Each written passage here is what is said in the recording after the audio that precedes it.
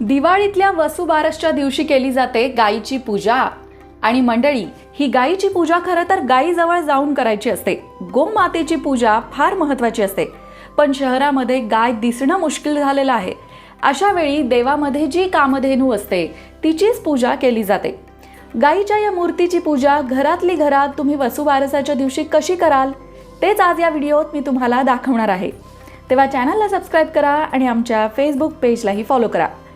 मंडळी नमस्कार, मी कविता कुलकर्णी आणि आज मी तुम्हाला दाखवणार आहे दिवाळीमध्ये वसुबारसच्या दिवशी गायीची पूजा घरातल्या घरात कशी मांडावी आणि कशी करावी। चला तर मग सुरुवात करूया साहित्यापासून। इथे तुम्हाला दिसत असेल संपूर्ण साहित्य मी घेतलेलं आहे। यामध्ये गायीची छोटीशी मूर्ती आहे, तुपाची निरांजन आहे, त्याचबरोबर फुलं आहेत, विड्याची पानं आहेत, तेलाचा एक दिवा घेतलेला आहे, हळदी कुंकू अक्षदा आहे, दूध घेतलेलं आहे, वस्त्रमाळ घेतलेली आहे, पाणी आहे आणि अष्टगंध सुद्धा घेतलेला आहे। या प्रकारे संपूर्ण साहित्याची जमवाजमव झाल्यानंतर आता आपण सुरुवात करूया गायीच्या पूजेला। मंडळी, गायीच्या ठिकाणी 33 कोटी देव वास करतात असं मानलं जातं, म्हणून तर गायीला गोमाता म्हटलं गेलंय। अहो, साक्षात भगवान श्रीकृष्णांनी सुद्धा गोपालक म्हणून जन्म घेतला। का बरं घेतला असेल? तिथेच गायीचं महत्त्व आपल्या लक्षात येतं। भगवंताने सुद्धा गोपालक बनून गायीची सेवा केली, म्हणजे गायीचं आपल्या जीवनात अनन्यसाधारण महत्त्व आहे, म्हणून गायीची सेवा आपणही करायला हवी। आता अर्थात तुम्ही शहरात राहत असाल किंवा गायीची सेवा करणं तुम्हाला शक्य नसेल तर तुम्ही काय करू शकता? वसुबारसच्या दिवशी घरातल्या घरात तुम्ही गायीच्या मूर्तीची तर पूजा कराच, पण या दिवशी तुम्ही एखाद्या गोशाळेला दान देऊ शकता।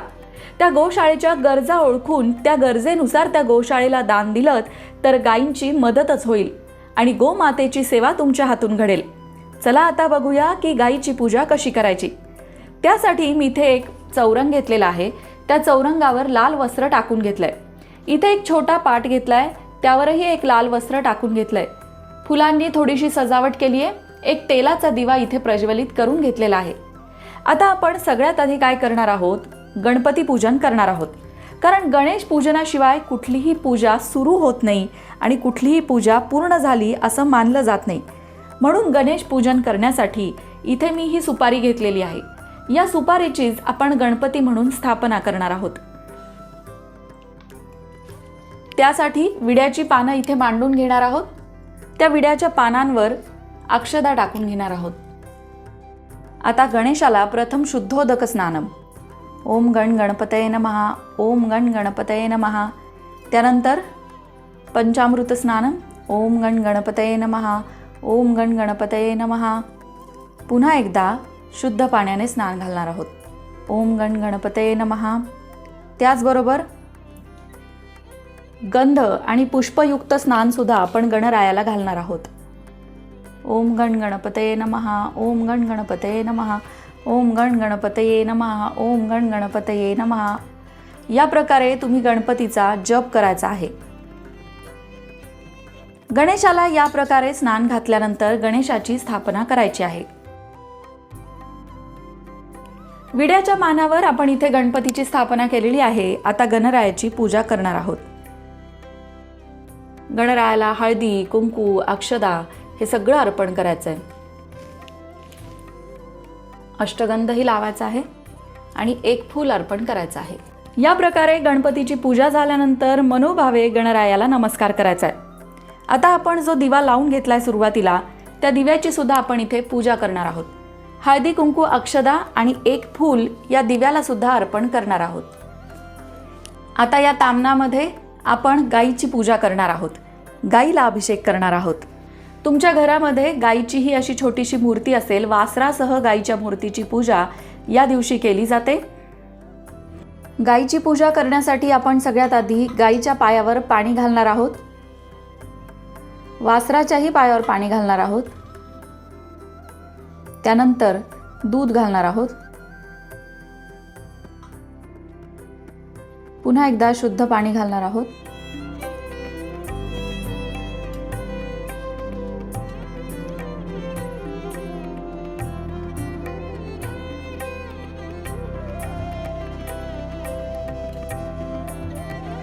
याप्रमाणे गायीच्या मूर्तीला अभिषेक करून झाल्यानंतर आपण गायीच्या मूर्तीची आसनावर स्थापना करणार आहोत. इथे 2 विड्याची पानं मांडणार आहोत, त्यावर अक्षदा ठेवणार आहोत आणि तिथेच आपण आपल्या गोमातेची स्थापना करणार आहोत. आता वाहणार आहोत गायीला हळद, कुंकू, अक्षदा, अष्टगंध आणि फूल. गोमातेला वस्त्रमाळही अर्पण करणार आहोत. गोमातेला वस्त्रमाळ, फुलं याप्रमाणे अर्पण केलेली आहे आणि गायीची व्यवस्थित पूजा केलेली आहे. आता गोमातेला नैवेद्य दाखवायचा आहे, तुपाच्या निरांजनीने ओवाळायचा आहे.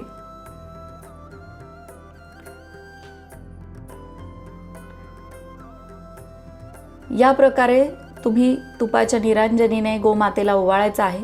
गणपतीची आरती म्हणायची आहे, माता दुर्गेची आरती म्हणायची आहे आणि गोमातेला ओवाळायचा आहे. आता गाईला जो नैवेद्य दाखवतात तो पुरणाच्या पोळीचा असतो किंवा तुम्ही तुमच्या घरामध्ये जे काही गोडधोड बनवलं असेल त्याचाही नैवेद्य दाखवू शकता. नैवेद्य दाखवण्यासाठी मी इथे पाण्याचं मंडल करून घेते आहे. नैवेद्य दाखवण्यासाठी मी इथे गुळपोळी ठेवलेली आहे, 5 फळं घेतलेली आहेत आणि आता या सगळ्याचा नैवेद्य गोमातेला दाखवणार आहे. नैवेद्यम समर्पयामी, नैवेद्यम समर्पयामी. या प्रकारे गोमातेला नैवेद्य दाखवायचा आहे आणि त्यानंतर ही जी पोळी आहे ती तुम्हाला जर गाय मिळाली तर त्या गायीला खाऊ घालायची आहे.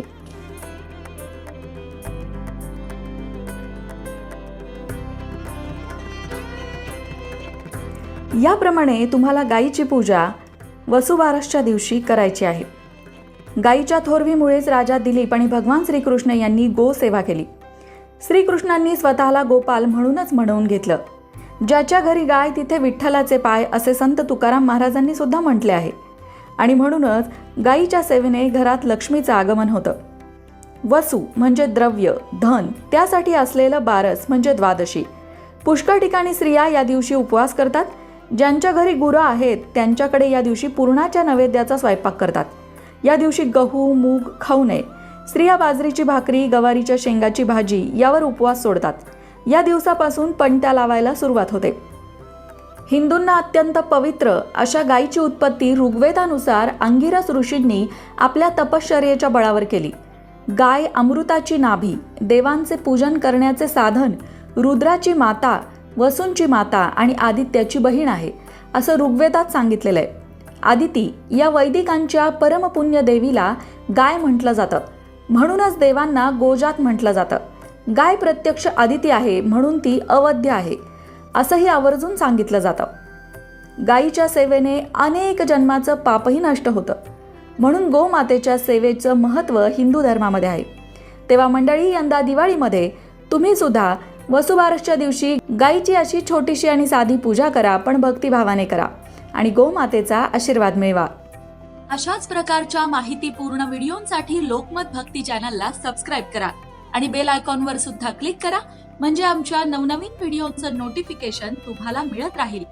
तसंच योग्य आध्यात्मिक मार्गदर्शनासाठी लोकमत भक्तीच्या फेसबुक पेजला फॉलो करायला विसरू नका.